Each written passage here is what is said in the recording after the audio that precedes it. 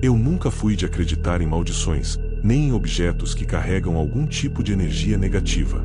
Sempre pensei que tudo isso fosse apenas superstição ou histórias inventadas por pessoas entediadas.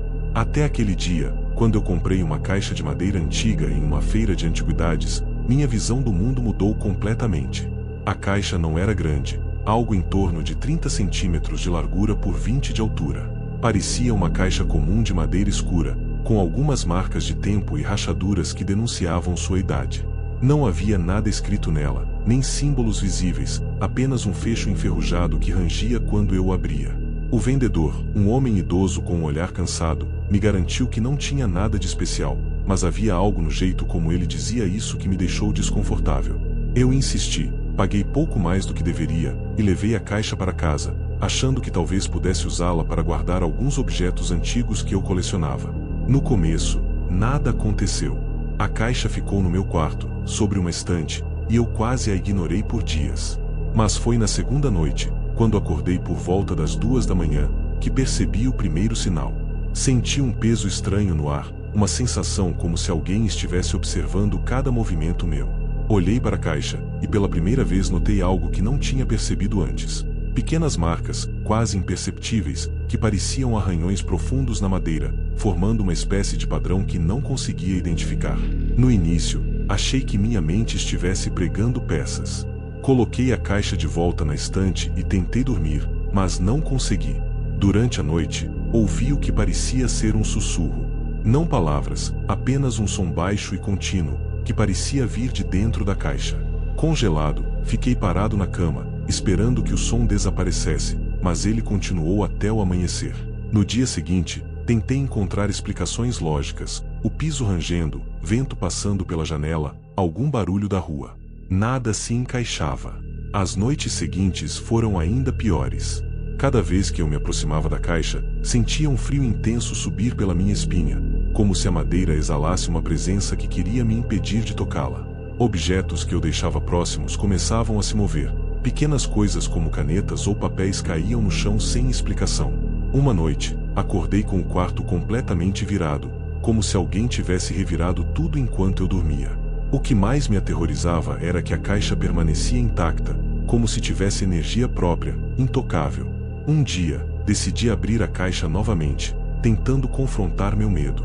Dentro, não havia nada além de um pedaço de tecido velho e uma pequena estatueta de pedra, coberta de uma camada fina de pó. A estatueta era de uma figura humana, mas deformada, com olhos que pareciam olhar diretamente para mim. Assim que toquei nela, senti uma dor aguda na cabeça, seguida de uma sensação de desorientação.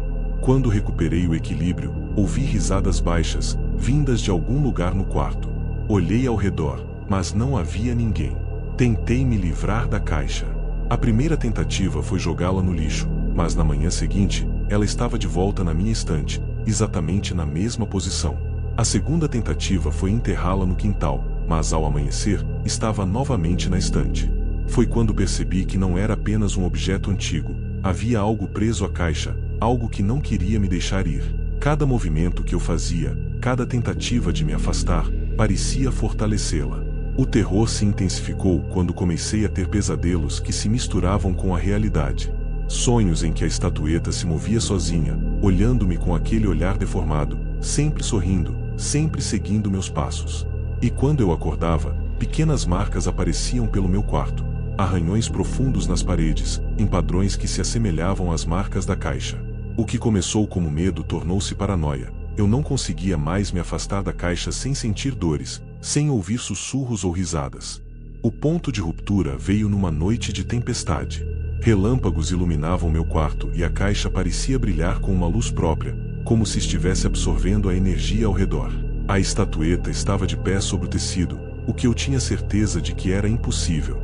Quando me aproximei, ouvi uma voz clara e firme, dizendo meu nome. Acordei suando, coração acelerado, mas a voz continuava, agora vinda de todos os cantos do quarto. Em pânico, agarrei a caixa e tentei destruí-la com um martelo. Cada golpe parecia atravessar a madeira sem dano algum, e uma sensação de dor se espalhou pelo meu corpo. Percebi então que não havia mais volta. A caixa não podia ser destruída, e aparentemente não podia ser abandonada. O que ela queria era algo que eu ainda não entendia. Cada noite, os fenômenos se intensificavam. Objetos voavam pelo quarto, sombras se moviam pelas paredes, sussurros se transformavam em gritos. Meu sono desapareceu, minha vida social desapareceu. Eu me tornei uma sombra de mim mesmo, vigiando a caixa, vivendo apenas para sobreviver mais uma noite. Eventualmente, tentei pesquisar sobre objetos amaldiçoados, buscando histórias semelhantes. Descobri relatos de objetos que se moviam sozinhos, que retornavam mesmo depois de serem destruídos ou enterrados, que carregavam consigo uma presença que se alimentava do medo humano. Não havia solução, apenas sobrevivência. Comecei a aceitar que, de alguma forma, a caixa havia escolhido me aprisionar. Eu não era dono dela, eu era apenas seu hospedeiro. Hoje, escrevo este relato em meio à escuridão do meu quarto, com a caixa à minha frente. Sei que qualquer pessoa que a encontre poderá sofrer o mesmo destino. Sinto o olhar da estatueta sobre mim enquanto escrevo, e sei que ela observa, aprende e espera. Não posso mais dormir, não posso mais sair. Minha vida se resumiu a vigiar aquela caixa, tentando não provocar a presença que habita dentro dela. Cada segundo é uma tortura, cada sombra uma ameaça. Se você já encontrou algo que parece antigo, aparentemente inofensivo, pense 2 vezes antes de levar para casa. Objetos carregam histórias que nós não podemos compreender, e algumas histórias são feitas para nos aprisionar. A minha é a da caixa de madeira, a caixa que me observa enquanto escrevo, esperando o momento certo para me engolir completamente. Hoje, não sou mais quem eu era. Vivo apenas para contar esta história, na esperança de que ninguém mais cometa o mesmo erro.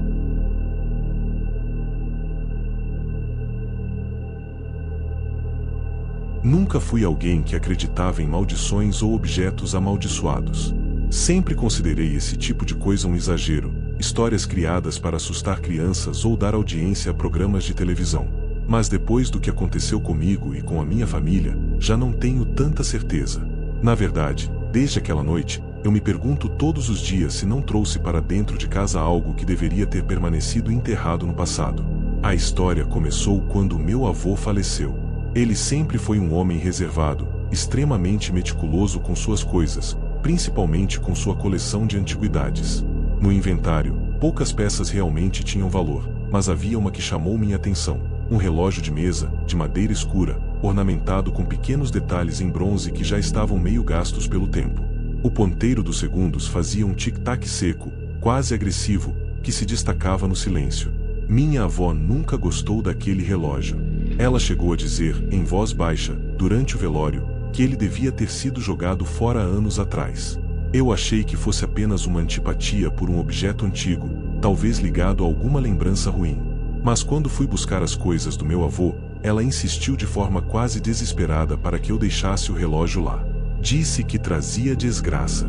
Eu, cético e curioso, trouxe-o para minha casa. Coloquei o relógio sobre uma estante no meu quarto. Durante a primeira noite, o som dos ponteiros me incomodou, parecia mais alto do que deveria. Não era o mesmo tic-tac ritmado de qualquer relógio, era mais profundo, como se estivesse batendo dentro do meu peito. Quando fechei os olhos, tive a sensação de que o som diminuía, mas, ao me virar na cama, ele recomeçava, mais rápido. Achei que era coisa da minha mente cansada. No dia seguinte, percebi uma coisa estranha. O relógio não marcava as horas corretamente. O ponteiro das horas sempre parava às 13h17 da madrugada, mesmo quando eu ajustava. Era como se ele se recusasse a seguir o fluxo normal do tempo. Pensei em mandar consertar, mas a ideia de abrir aquele objeto me deixou inquieto, sem saber o porquê. As noites seguintes foram ainda piores. Eu acordava sempre no mesmo horário, 13h17. Era como se o tic-tac me despertasse no exato momento em que os ponteiros paravam. Em uma dessas madrugadas, juro que ouvi passos no corredor da minha casa. A princípio, pensei que fosse minha esposa indo ao banheiro, mas quando olhei para o lado, ela estava ao meu lado, dormindo. O som dos passos se aproximava e parava em frente à porta do quarto. Eu prendi a respiração, com medo de olhar. A maçaneta girou levemente, mas a porta não se abriu. A partir desse dia, minha esposa começou a reclamar que estava tendo pesadelos constantes. Ela sonhava que alguém observava a gente dormir, uma figura parada no canto do quarto. Eu não contei a ela o que tinha acontecido, para não assustá-la ainda mais. Mas eu também comecei a sonhar. Nos meus sonhos, eu via meu avô, mas não como eu o conhecia em vida. Ele parecia magro demais, com olhos fundos e pele acinzentada. Ele não falava nada, apenas apontava para o relógio com um dedo trêmulo. As coisas foram se agravando. Certa noite, acordei com um barulho alto, como se algo tivesse caído no chão. Quando acendi a luz, vi o relógio no meio do quarto, deitado de lado, apesar de eu ter certeza absoluta de que o deixei bem firme sobre o estante. Minha esposa acordou assustada e exigiu que eu tirasse aquilo dali, mas eu estava paralisado. O relógio continuava funcionando, os ponteiros presos às 13h17 e o tic-tac mais forte do que nunca. No dia seguinte, liguei para minha avó. Perguntei a ela por que não queria que eu trouxesse o relógio. Houve um silêncio longo do outro lado da linha, até que ela disse que aquele objeto não era do meu avô originalmente. Ele havia comprado de um antiquário, décadas atrás, em uma viagem. Desde então, coisas estranhas começaram a acontecer com eles. Ela mencionou desavenças, doenças repentinas e até uma tentativa de suicídio do meu tio, na época adolescente. Ela dizia que o relógio era o centro de tudo, como se estivesse atraindo algo ruim para dentro de casa. Eu não sabia se acreditava ou não. Mas, naquela mesma noite, minha esposa acordou gritando. Quando acendi a luz, ela estava olhando para o canto do quarto, em pânico. Ela dizia que havia um homem ali, olhando fixamente para nós. Eu não vi nada, mas o desespero no rosto dela era real. Decidi que já era demais. Peguei o relógio, coloquei em uma caixa e levei para a garagem. Achei que resolveria, mas estava enganado. Mesmo sem o relógio no quarto, eu continuava acordando às 13h17. E, mais perturbador ainda, uma madrugada acordei com a sensação de que havia alguém sentado na beira da cama. Quando acendi o abajur, a marca de peso no colchão estava lá, mas não havia ninguém. Resolvi então me livrar do objeto. Levei até um terreno baldio longe de casa e o deixei lá, enterrado sob pedras e entulho. Por algumas noites, finalmente consegui dormir em paz. Mas a tranquilidade durou pouco. Uma semana depois, ao voltar do trabalho, encontrei o relógio novamente na estante do quarto, exatamente no mesmo lugar onde eu o havia colocado da primeira vez. Não havia sinais de arrombamento na casa. A partir desse momento, não tive mais dúvidas de que havia algo errado. O relógio não podia simplesmente ter voltado sozinho. Minha esposa se recusava a ficar em casa sozinha, e eu mesmo me sentia observado constantemente. O tic-tac parecia ecoar por todos os cômodos, mesmo quando o objeto estava parado. Hoje, enquanto escrevo isso, o relógio está diante de mim, marcando 13h17. Já tentei destruí-lo com martelo, queimá-lo, até jogá-lo no rio. Mas ele sempre volta. Sempre inteiro, sempre funcionando. Minha esposa já não aguenta mais e está passando uns dias na casa da mãe. Eu fiquei, porque sinto que não posso fugir. Seja o que for que esteja ligado a esse objeto, parece estar ligado a mim também. E, no fundo, algo me diz que não foi por acaso que herdei o relógio. É como se meu avô soubesse que eu seria o próximo a carregar esse fardo. O próximo a ser observado. O próximo a despertar, todas as noites, às 13h17. Agora mesmo, enquanto termino este relato, sinto que não estou sozinho no quarto. O tic-tac preenche o ar, mais alto do que nunca. E há algo no canto do meu olho, imóvel, me observando. Não preciso olhar diretamente para saber que está lá. Eu só me pergunto até quando conseguirei resistir.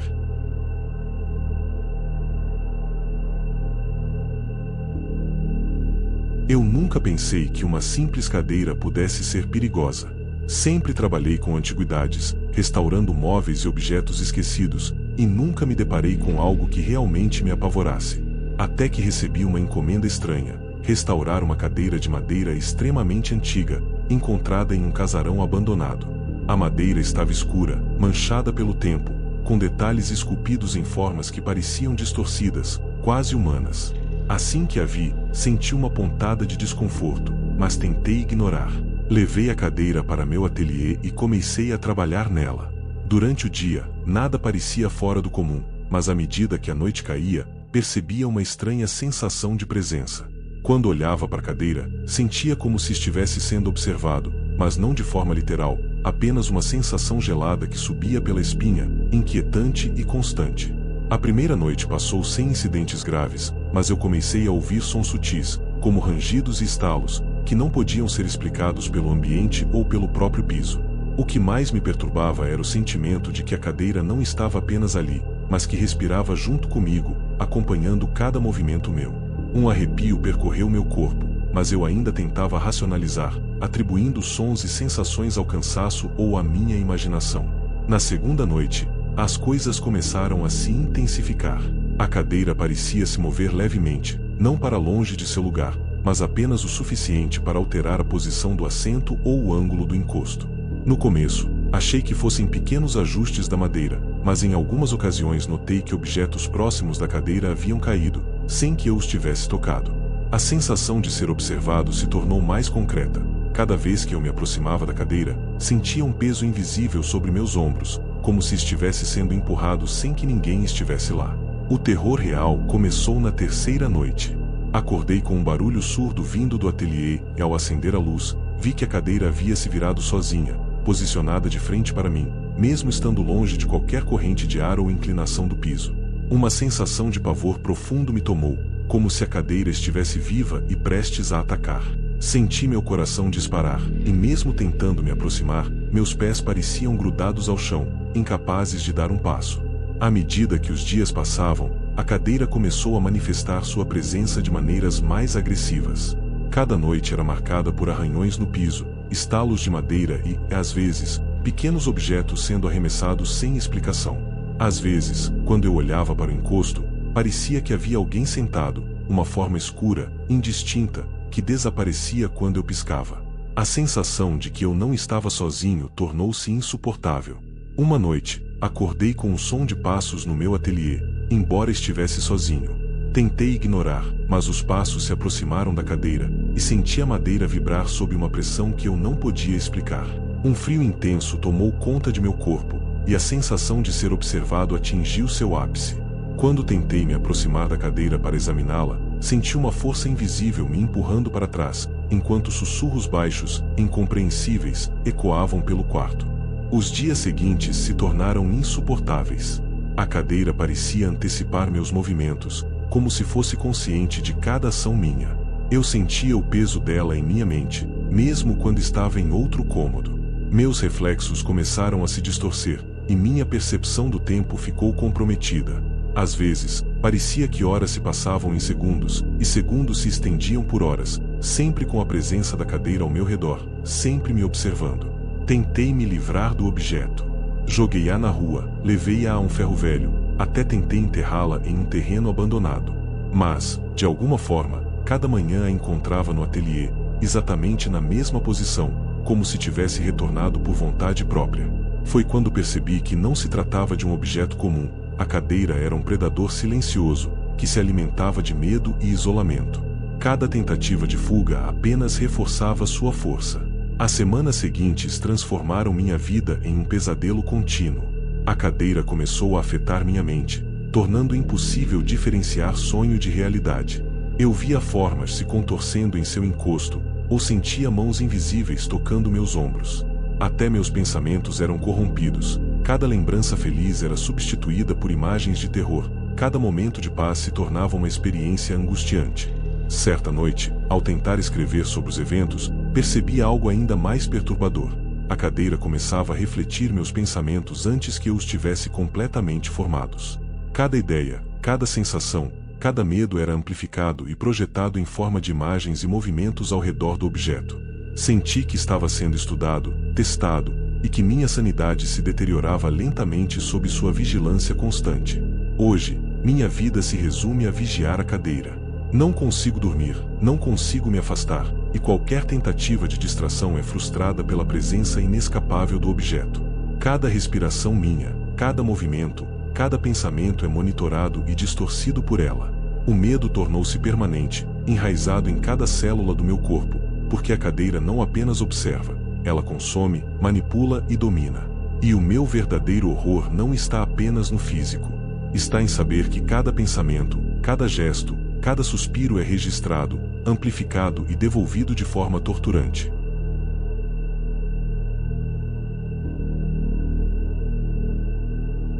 Eu sempre tive fascinação por objetos antigos.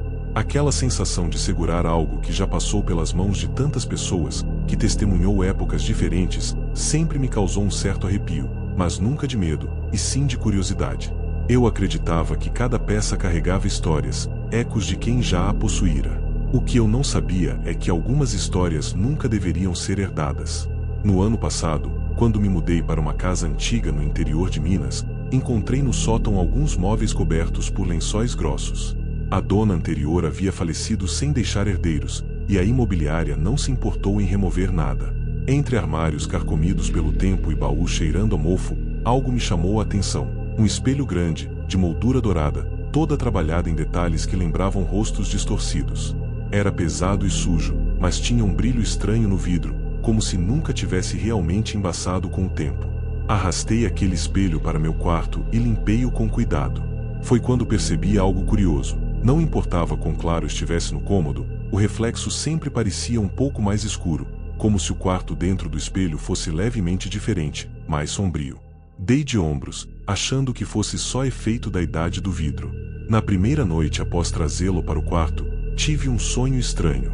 Eu estava deitado na cama, mas no reflexo do espelho havia alguém em pé, atrás de mim. Era apenas uma sombra, sem rosto, imóvel, mas a sensação de ser observado era tão real que acordei suando frio. Olhei para o espelho e, claro, não havia nada além do meu reflexo. Aos poucos, percebi que o espelho tinha algo errado. Não era constante, mas às vezes ele não refletia exatamente o que havia no quarto. Uma noite, notei que a porta refletida estava aberta, quando na realidade estava fechada. Outra vez, vi uma cadeira encostada na parede que simplesmente não existia. O detalhe mais perturbador, porém, foi quando vi a mim mesmo no reflexo, mas com o rosto levemente atrasado em relação ao meu movimento. Como se houvesse outro eu dentro dele, agindo por conta própria. Tentei ignorar, mas a situação piorou. Comecei a acordar no meio da madrugada com a sensação de que havia alguém andando pelo quarto. O ar ficava gelado, e o silêncio absoluto era quebrado apenas por estalos da madeira da casa antiga. Certa noite, ouvi claramente o som de unhas arranhando o vidro do espelho. Quando olhei, vi marcas finas, como riscos, se formando do lado de dentro. Contei a um vizinho sobre isso, e ele empalideceu. Disse que aquela casa tinha uma história obscura. A antiga dona era uma senhora solitária, obcecada por ocultismo. Muitos acreditavam que ela tentava se comunicar com o outro lado.